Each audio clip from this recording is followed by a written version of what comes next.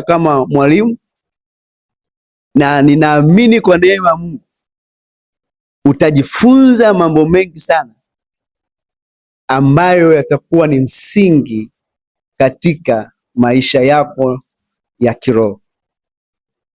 Naomba nikwambie, wale walimu wanatambua kwamba jambo linalorudiwa mara nyingi ndivyo ambavyo unaelewa, lakini pia tunajifunza vitu ambavyo ni vigumu kupitia vitu ambavyo ni virahisi. Kwa hiyo ningeomba uwe mwanafunzi na Roho Mtakatifu akusaidie. Na ili somo ni kitabu ambacho ninakiandaa, kitatoka baadaye kwa watu wote. Naitwa Roho wa Uzima, mjue na kumfahamu Roho Mtakatifu. Jina la Bwana libarikiwe sana. Kwa siku ya leo nitafanya tu utambulisho kidogo, alafu tutaendelea mbele zaidi. Ninaamini kabisa kwamba sintaweza kumaliza somo zima, lakini kwa sababu tutakuja kuwa na kitabu, itaweza kusaidia kujifunza na kupata uelewa mpana zaidi kuhusiana na somo hili la Roho Mtakatifu. Mara nyingi tunaposema tuwafundisha Roho Mtakatifu, wengi tu wanaingia zaidi sana katika ujazo wa Roho Mtakatifu, lakini kwenye somo hili nitakufundisha kwa neema ya Mungu kwamba Roho Mtakatifu ni nani. Tutajifunza nafsi ya Roho Mtakatifu. Kama tungepata muda, tungepita kuangalia Roho Mtakatifu katika Agano la Kale, then tungekuja kujifunza kwamba tunda la Roho Mtakatifu, umuhimu wake, lakini pia alama za Roho Mtakatifu, tofauti kati ya ubatizo na ujazo wa Roho Mtakatifu ni nini, karama za Roho Mtakatifu, kwa hiyo na mambo mengine mengi, lakini muda hautatutosha. Lakini kadri siku tutakazojifunza, kuna kitu ambacho unaweza ukakipata. Jina la Bwana libarikiwe sana. Hebu tuende sasa pamoja. Kichwa cha somo cha leo au utangulizi wa leo tunasema umuhimu wa ujazo wa Roho Mtakatifu katika maisha ya muamini. Umuhimu wa ujazo wa Roho Mtakatifu katika maisha ya muamini.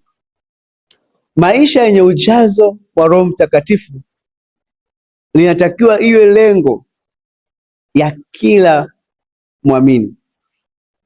Ubatizo wa Roho Mtakatifu ni hatua ya awali ya kila mtu aliyeokoka, lakini ujazo wa Roho Mtakatifu ni kitu ambacho kinaendelea katika maisha ya muamini, na lazima uchukue nafasi na uzoefu katika maisha ya Mkristo.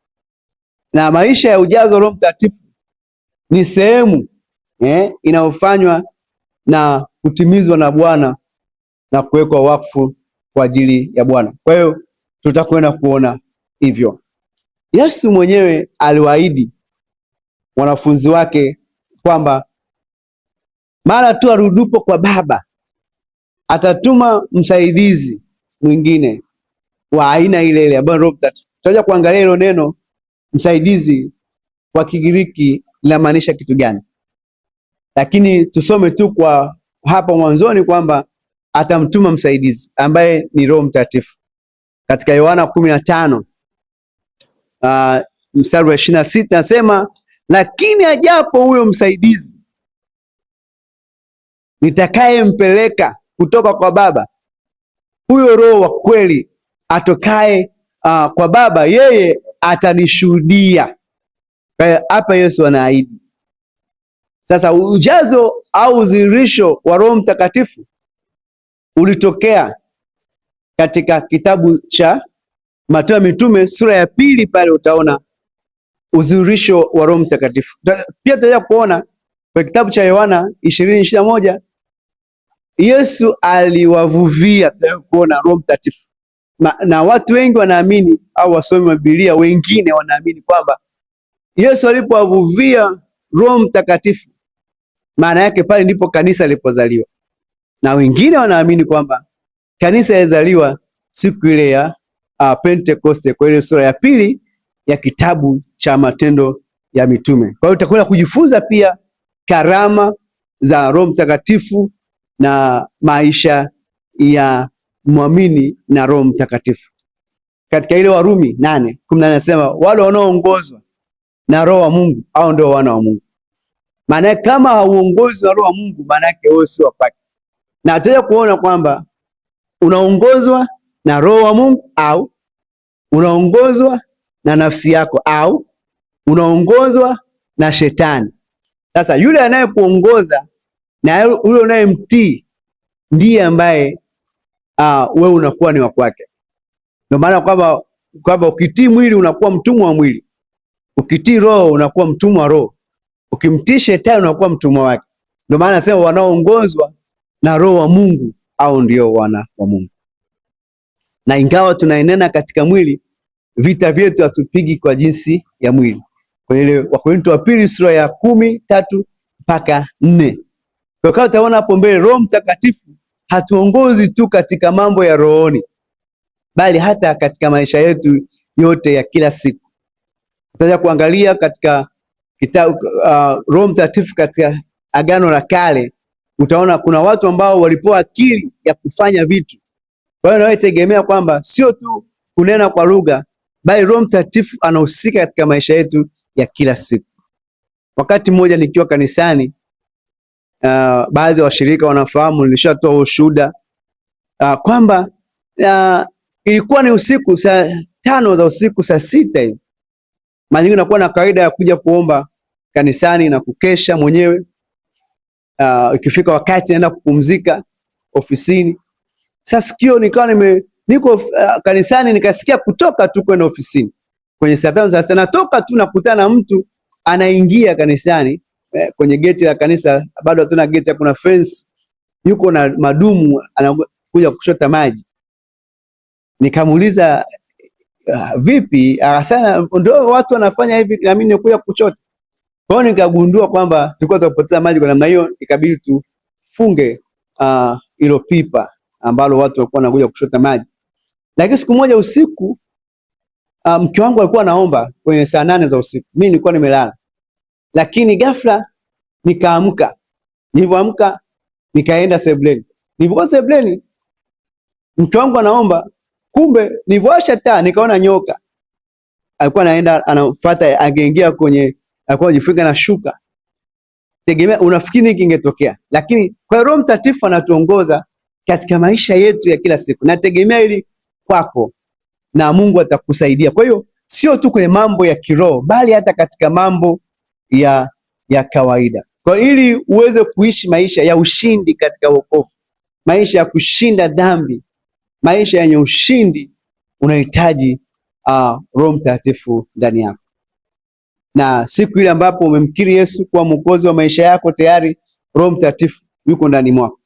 Kwenye ile Wakorintho wa kwanza, kuangalia baadaye tofauti ya kuzaliwa kubatizwa katika Roho Mtakatifu na ujazo wa Roho Mtakatifu. Wakorintho wa kwanza 12 mstari wa 13. Kwa kadri unavyoendelea katika maisha ya wokovu, Roho Mtakatifu atakujaza na nguvu kwa ajili ya huduma. Kwenye ile Matendo ya Mitume tutachambua mstari kwa lugha mbili, tutaja kuangalia anasema nanyi mtapokea nguvu akisha kwa ajili ya Roho Mtakatifu juu yenu. Hiyo ni maana yake, Roho Mtakatifu anakuja hapo kwa ajili ya huduma. Haleluya. Jina la Bwana libarikiwe sana. Sasa Roho Mtakatifu si tu nguvu kama baadhi ya watu wanavyofundisha. Tutaja kuangalia hiyo zaidi kwenye nafsi ya Roho Mtakatifu, lakini sasa hivi jua tu kwamba Roho Mtakatifu sio nguvu, bali ndio chanzo cha nguvu na pumzi ya Mungu. Elio nyuma yangu sema Roho Mtakatifu si tu nguvu, bali ni chanzo na nguvu na pumzi ya Mungu. Sasa Roho Mtakatifu kama pumzi au breath kwa Kiingereza, kwa mtizamo wa Kiebrania, hii ni msingi wa kuelewa Roho Mtakatifu tangu mwanzo kabisa ya uumbaji au tangu mwanzo kabisa wa Biblia. Haleluya. Neno hilo la Kiebrania linazungumzia pumzi ni ruach. Ruach. katika Mwanzo ile 2:7 anasema Bwana Mungu akamfanya huyo mtu kwa mavumbi ya ardhi, akampulizia puani, akampulizia puani pumzi ya uhai, ruach, mtu akawa nafsi hai, akawa nafsi hai. Hapa kuna maneno mawili ya muhimu nataka uyaangalie. Neno la kwanza, kuna maneno muhimu na maana zake. Moja ni ruach, ambayo inazungumza roho, spirit, upepo, wind, pumzi, breath. Yani neno moja ruach inamaanisha roho, spirit, upepo, wind na pumzi, breath. Kwa Kiebrania ukisema ruach unakuwa umesema hayo maneno matatu ambayo maana yake ni roho ni sawasawa na pumzi, ni sawasawa na upepo. Wale waliosoma hesabu, ukichukua A jumlisha B jumlisha C ni sawasawa na C, na pia unaweza ukasema pia kwamba C ni sawasawa na A jumlisha na B. Kwa hiyo ndio maana kwamba unapoona hilo neno linamaanisha ruach, roho, pumzi, upepo.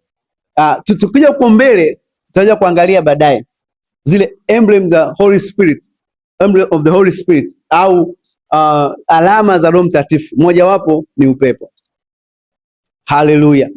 Hii inaonyesha Roho haonekani, lakini ana nguvu na uhai, Kwa hiyo haonekani, ndio maana unasema kwamba upepo hauwezi ukauona, upepo hauwezi ukauona, lakini ukiona miti na pepesuka, ukiona vitu vinapeperushwa, unasema kwamba upepo umepita.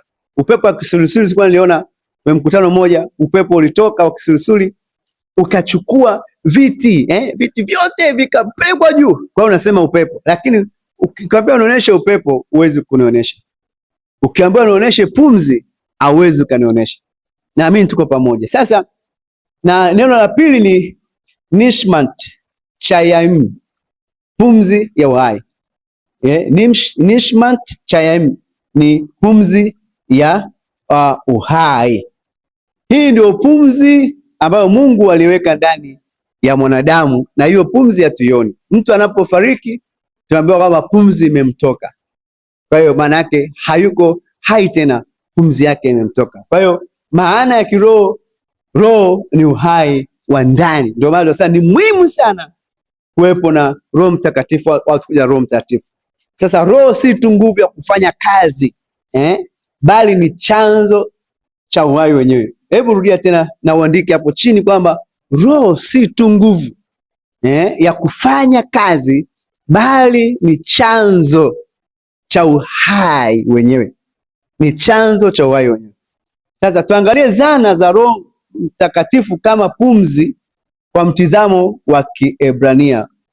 Hapa tunaweza kuelezea zana au utendaji wa roho kama pumzi, kama pumzi. Tunazungumza kama upepo, moja, pumzi inatoa uhai, life giving breath. Kama akampulizia pumzi, mwanadamu, unajua Mungu alimuumba, alafu alipomuumba Adamu akuwa hai, mpaka alipuliziwa pumzi ndio akawa hai. Kwa hiyo Mwanzo ile 2:7 Mungu akampulizia pumzi ya uhai. Kwa hiyo bila pumzi mwili ni mavumbi tu, mwili ni udongo. Kwa hiyo roho huleta uhai. Ndio maana kanisa bila Roho Mtakatifu ni jengo, ndio maana tunasema kwamba kanisa la Mungu ni organism, lakini kanisa la Mungu pia tunasema ni taasisi. Bwana Yesu asifiwe sana. Kwa hiyo inazungumzia ile kwamba ni hai. Kwa hiyo kanisa lazima liwe na, ili uwe hai lazima liwe na pumzi ya Mungu. Jina la Bwana libarikiwe sana. Kwa hiyo roho huleta uhai, na katika sehemu hii naomba Mungu akalete uhai. Lakini jambo la pili, pumzi inauisha, reviving power. Ezekiel 37:9 mpaka 10 sasa, pumzi ukawapulizie hawa walio wao wapate kuishi. Ukaona pale akamwambia, je, mifupa hii inaweza kuishi? Kwa hiyo habari inazungumza pale kwamba Mungu alimpeleka Ezekieli kwenye bonde lililojaa mifupa mikavu, ambayo maana yake hakuna matumaini kabisa. Na wakati huo taifa la Israeli lilikuwa limepoteza matumaini kabisa. Kwa hiyo alipopulizia pumzi, ndipo ile mifupa mikavu ikapata kuwa na uhai. Kwa hiyo Roho hufufua kilichokufa, urejesha matumaini. Kwa hiyo kama ni biashara yako imekufa, ndoa yako imekufa, mahusiano yako yamekufa, kanisa lako imekufa, Roho Mtakatifu analeta uhai, anafufua. Nami natabiri katika jina la Yesu, kila kilichokufa kwa maisha yako kikapate kufufuka, kikapate uhai tena. Ndio watu wasema uamsho. Roho Mtakatifu analeta uamsho, kila ambacho kimekufa kipate kuwa na uhai tena.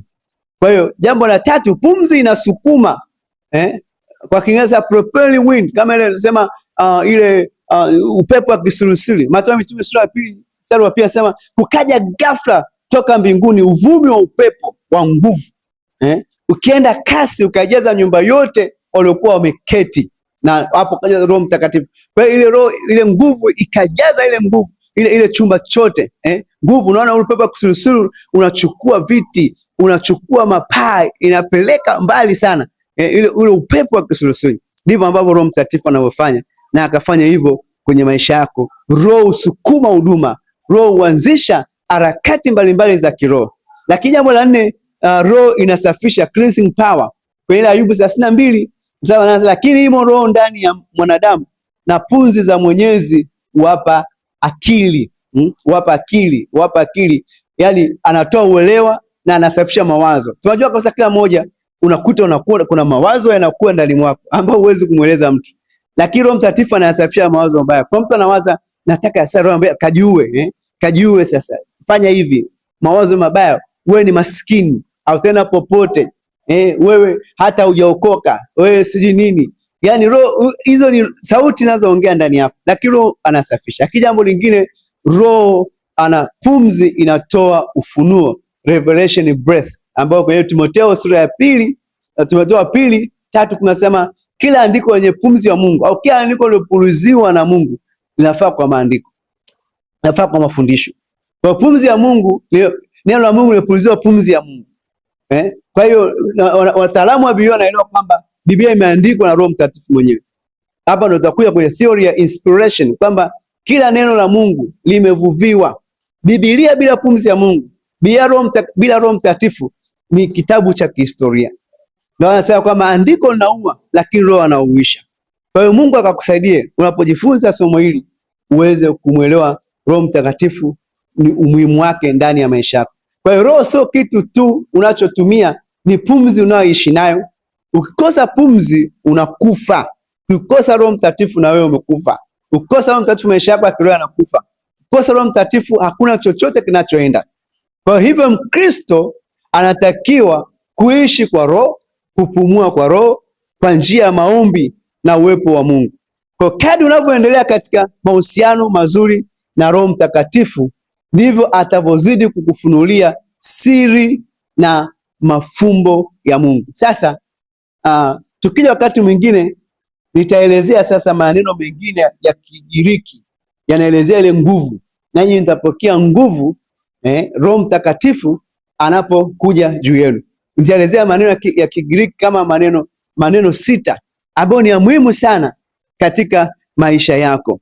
Ninaamini kwamba umejifunza katika utangulizi huu kwamba Roho Mtakatifu sio tu nguvu ya Mungu, bali ndio uzima, ni pumzi ya Mungu inaleta uzima. Tumeona kwamba ile neno ruach inazungumzia roho, inazungumzia upepo, lakini inazungumzia pumzi. Mungu akubariki mpaka wakati mwingine tena, ambapo nitaelezea sasa kwa undani hayo maneno ya Kigiriki, alafu baada ya hapo sasa tutaendelea mbele kujua umuhimu wa Mkristo kujazwa na Roho Mtakatifu. Mungu akubariki sana kwa kusikiliza, na naamini kabisa umejifunza. Pia kama una swali unaweza ukaniuliza. Mungu akubariki. Ninaomba kwa jina la Yesu, Mungu akusaidie